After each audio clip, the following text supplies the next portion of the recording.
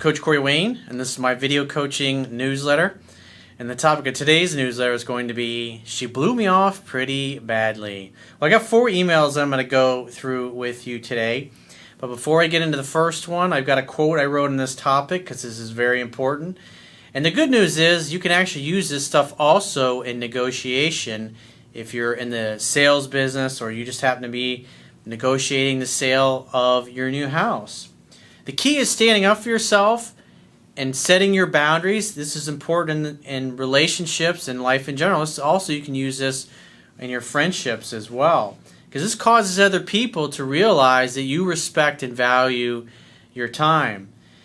And you may have heard me say in the past that you don't get what you deserve in life, only what you negotiate. So what we're going to see in the themes of these 4 emails I'm going to go through with you is being a good negotiator and being willing to walk away and mean it when someone offers you a shit sandwich or terms that are not to your liking.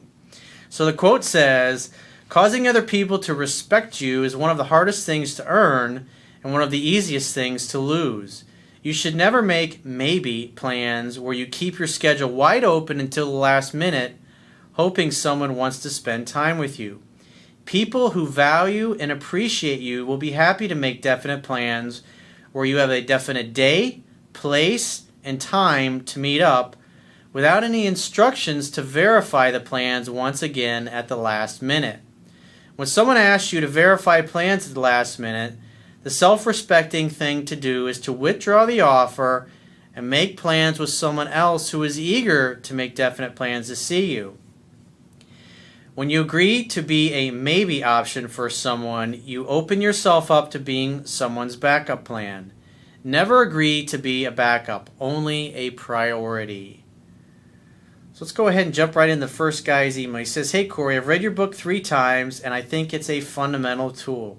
Well, good job on the 3 times. A lot of the guys I talk to, like one of the guys I was talking to today, he's been following my work for 6 months. And I said, so he's starting to describe what he's doing in this situation with this woman he's involved with. And I said, how many times you read the book? He says, I'm about halfway through it. I was like, you've been following me for 6 months? And as he's going through and just describing his behavior and what he's doing and the reactions he's seeing, I said, that's the biggest part of your problem is you've had 6 months to learn this stuff, and you haven't until it, in essence, became a problem. Don't wait until things are a crisis before you go, you know what? Maybe I should read Corey's book. Maybe there's a reason why he's always saying in countless videos, read it 10 to 15 times. And for those of you watching the video right now who haven't read my book, go to my website underneath the email sign-up box. There is an image of my book. Click on that. It'll take you right to Amazon. You can either download the Kindle in under 60 seconds or less, or you can order a paperback version. Do it now. Don't fuck around. He says every man should have the book in his arsenal. Here's my situation. I'm seeing a girl from a different town, and she recently blew me off pretty badly. I work away from home, and I'm gone lots, so the only times I get to see her is on my days off. The last time I was working, her and I made a weekend full of plans for my days off, and she was very excited. She's always very sweet on the phone and texts that everything was going well. Then out of the blue, her brother's girlfriend breaks up with him, and so she began focusing a lot of attention on him, but she was still very sweet to me on the phone. As my work finished up, I was a little reluctant to expect our plans to work out, but she was still very interested in hanging out, and she even wanted me to meet her brother, so I felt pretty confident. The day comes where she was going to come visit with her brother and friends, and she tells me she's on her way, and that was the last I hear from her. Well, part of the problem is it doesn't sound like you made definite plans. Definite plans entail definite day, definite time, and it doesn't sound like that. It sounds like she's just coming into town and she's going to give you a call. In other words, you're sitting around with your thumb up your butt waiting to hear from her. That is not definite plans. If she says, well, I don't know, I'm coming to town with my brother and some of his friends, and we don't know what our schedule's like, then you say, you know what? When you get into town and things, you're freed up, you guys kind of figure out your schedule, why don't you get in touch with me then, and we'll see when I'm available and you're available, and then we'll make plans. Other than that, I'll talk to you then. And then you go and you make plans to do something else that particular evening. And then when you do hear from her, say, well, I'm meeting up with a friend, or I'm doing this, or I'm doing that. I'd really love to see you guys. When do you guys know that you're definitely available to get together? He says, well, tomorrow we're going to be going to the lake. I was like, great. Why don't we all go to the lake together? That sounds great. Awesome. What time? 10 o'clock? 12 o'clock noon? That sounds great. I'll bring some booze. I'll bring some wine. I'll bring some food. We can barbecue. I'll bring some coffee, tea, whatever. And then you make definite plans. This is a big part of your mistake because now you're sitting home waiting on her. Think about that. Does that make you look like a guy who has lots of shit going on? He's busy. Can you imagine the president? Hey, you know what? Yeah, I'll give you a call sometime. He's gonna be like, hey, if you want to see me, you gotta make an appointment. Otherwise, it's like my dance card's pretty fucking full. So think of it this way: if you were the president of the United States, or whatever country you happen to be from, or a CEO of a corporation, are you gonna tolerate somebody going, you know what? I don't know. I'll just give you a call tomorrow sometime. You're gonna be going, that's not gonna work for me. I'm in meetings, in and out of meetings all day. It's like if you want to see me, we're gonna have to make definite plans. That's the perspective you should come from. But when you're just like, okay, yeah, give me a call, I'll just sit around and wait on you, you're going to get jerked around. He says, the next day I call her to see if she made it to town and her phone's turned off. So now you're pursuing. He says, remember, she says she's going to call you. He says, because you're communicating, you got nothing else going on in your social life, and you're just going to sit around waiting on her, and then your schedule's going to be totally based on what she wants to do. Abso-fucking-lutely not. I would never do that. That is your first mistake. Because when you behave like this, a woman starts to realize that she could just jerk you around and you'll be at her beck and call. A guy who's got his shit together, a successful guy, a successful entrepreneur, a successful business person, a successful career person, they ain't to have time for this kind of bullshit. They're lucky if they can get an appointment with them. He says, I sent her a text asking if everything is okay, and she texts me back right away telling me how her night was, but not making any plans to hang out. It felt like she was shrugging me off, so I responded by telling her to enjoy her stay in town with her brother and friends, and left it at that. The next couple of days are very quiet on her end. We talked a little, and she said she was sorry for blowing me off. Sure, yeah, she's so fucking sorry she doesn't even bother to call you. He says, at this point, we haven't talked for a week now, and I'm not really sure what I should do. Well, I wouldn't fucking call her. She blew you off. He says, family comes first, I know, but how should I treat this situation? Leave her alone and wait till she contacts me? Or talk to her once a week, seeing how things are going? I don't want to seem desperate and clingy if she's tied up with family issues. How do I go about this, Corey? Well, it's not so much an issue. She came to town and she blew you off to hang out with her brother, and maybe there's some other dude in the process. Your first mistake was putting your personal life on hold for a maybe.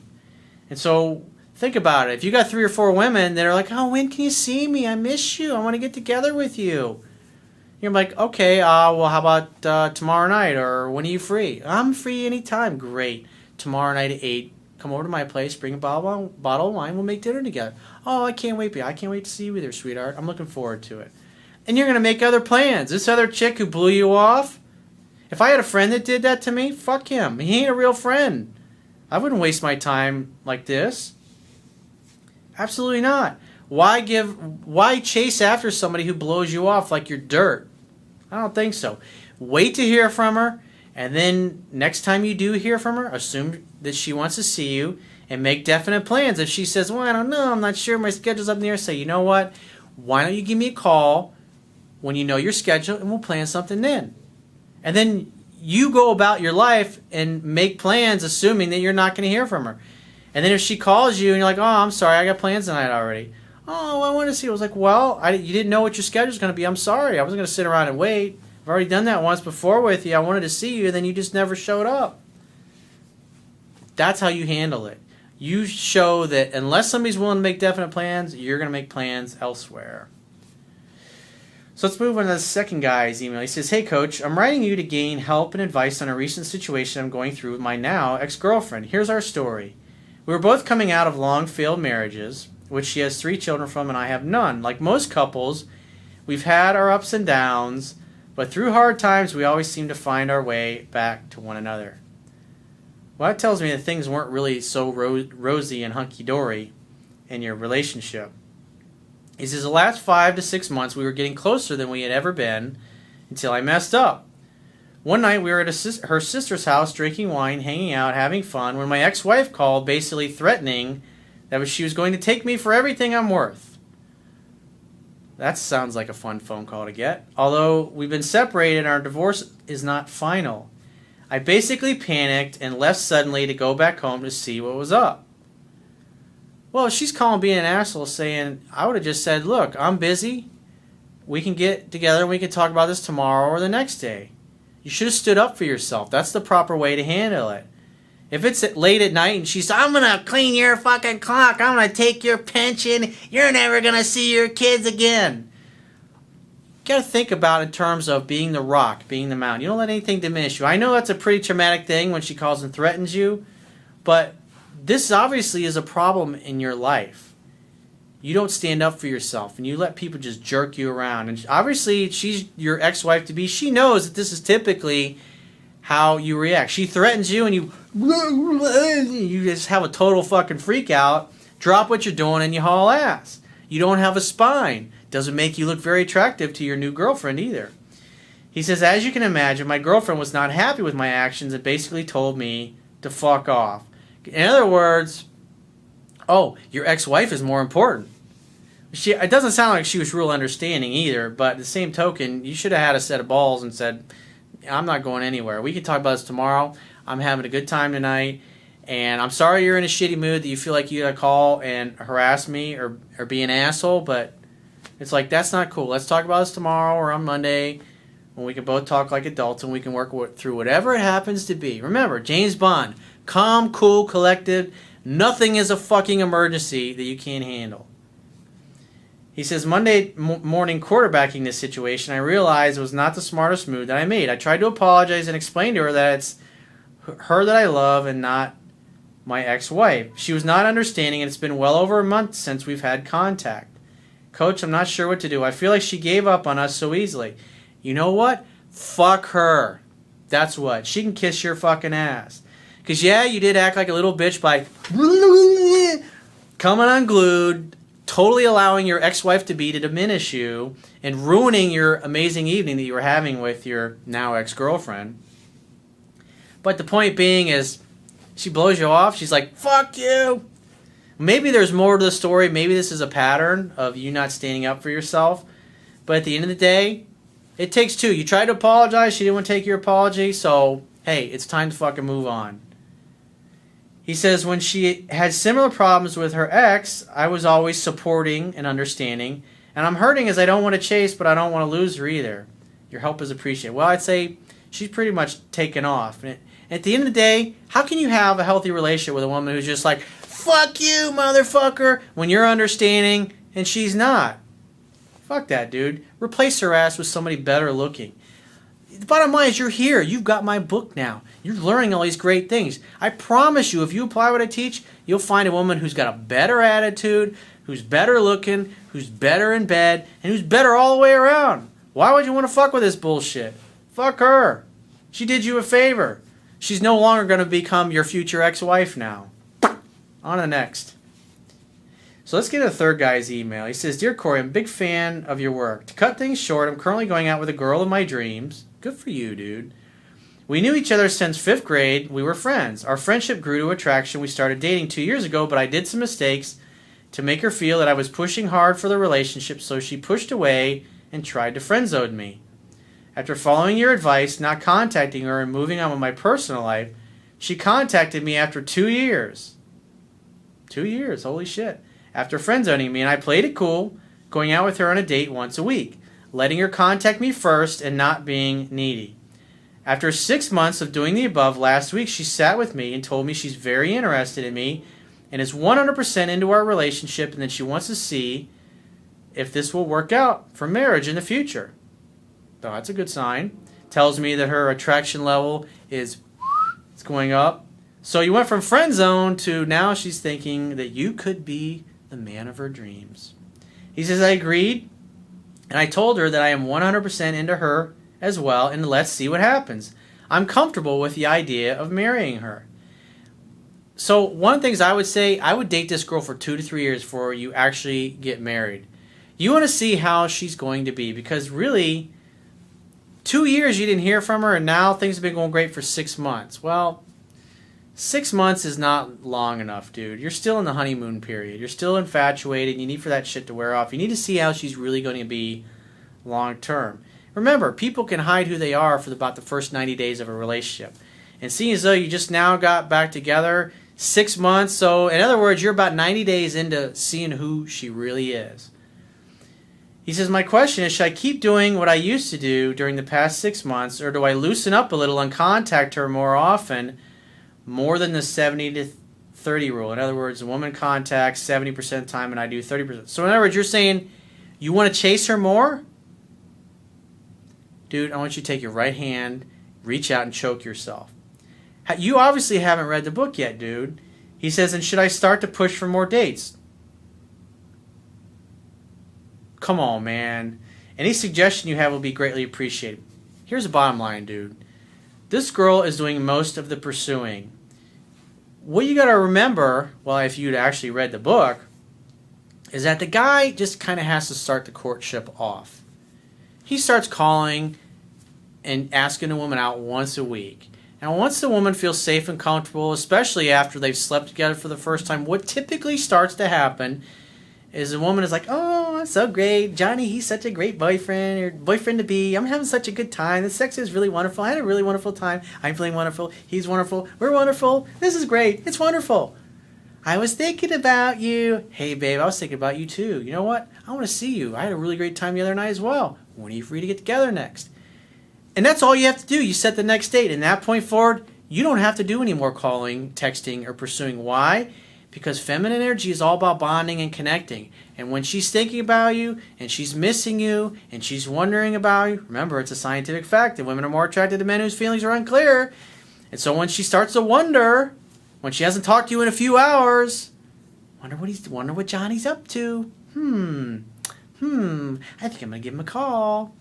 And she gives you a call, and what happens? As the weeks go by, the calling frequency goes up to the point where it's pretty much every day. Sometimes 2 to 3 times a day. Just a little loving text. Hey, I was thinking about you. Hey, maybe your ears are burning because I was talking to my girlfriends about you today at lunch. That's typically the kind of things that you get.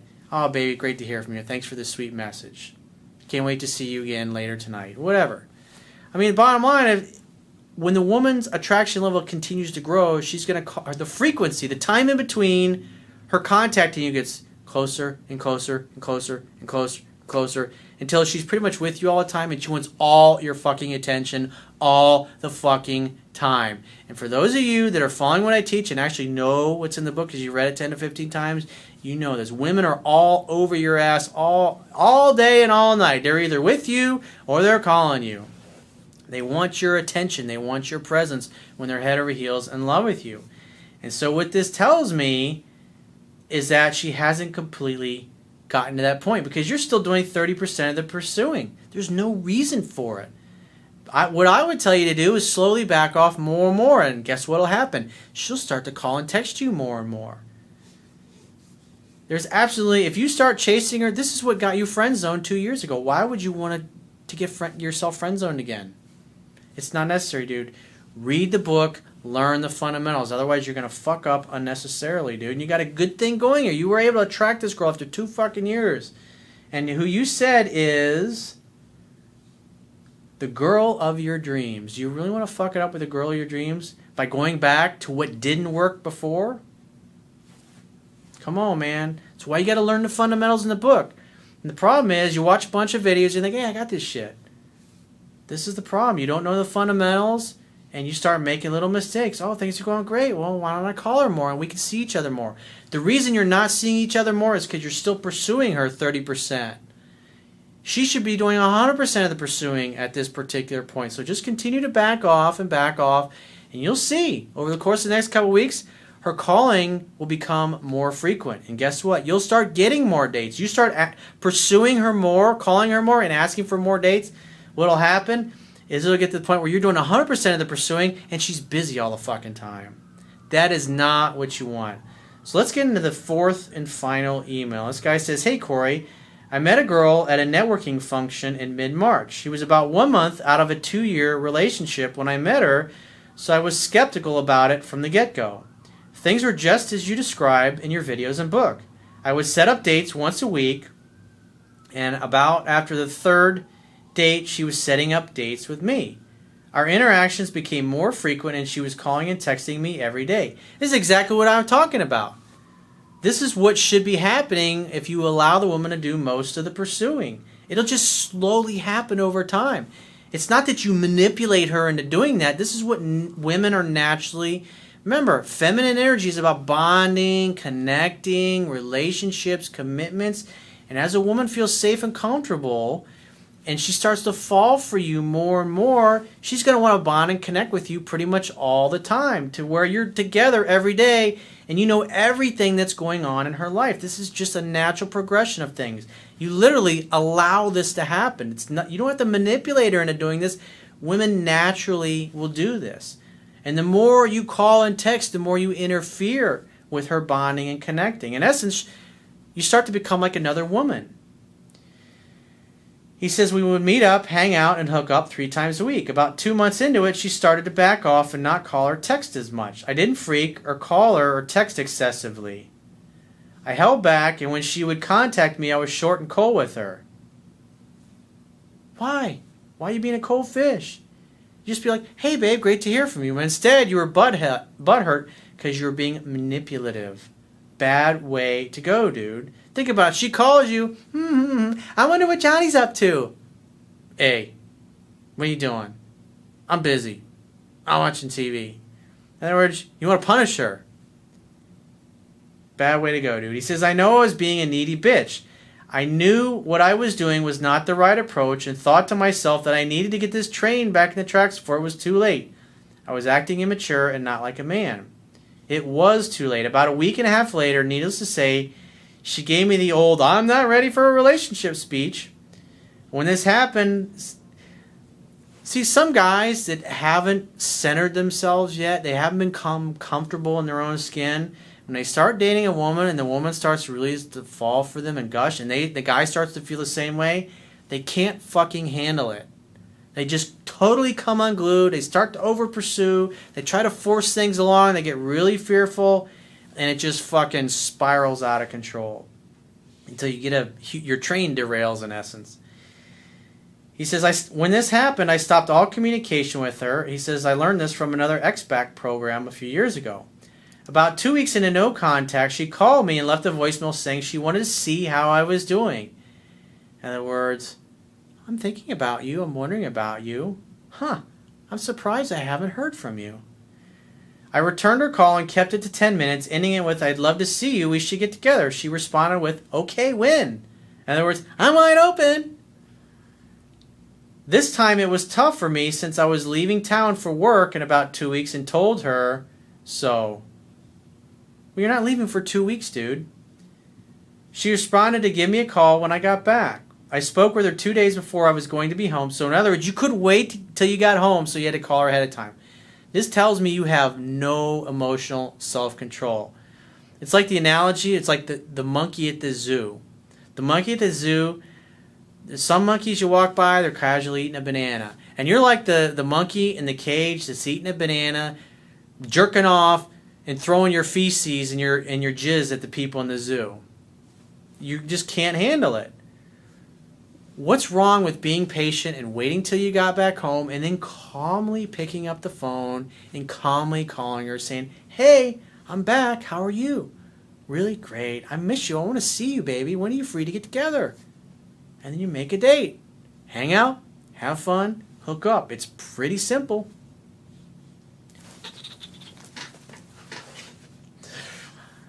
Don't be the monkey throwing its feces and its jizz at the people in the zoo.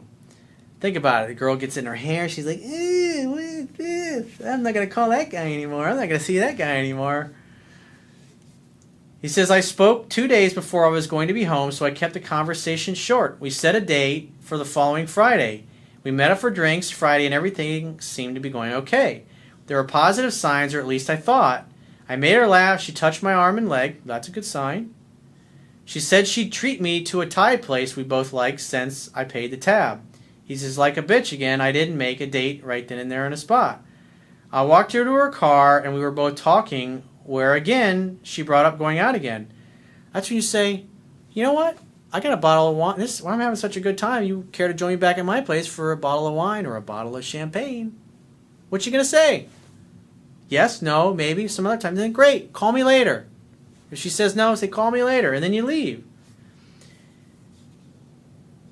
So he says, I walked her to the car and we were talking where she brought up going out again. And again I bitched out and said, yeah, give me a call sometime instead of taking the hint and making a date in the spot.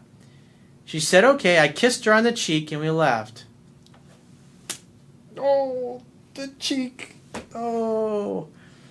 That tells me you're totally afraid of rejection. You kiss a girl on the cheek, that's friendship. This is your girl. You used to date her. You guys have been intimate with each other and you're kissing her on the cheek? Come on, man.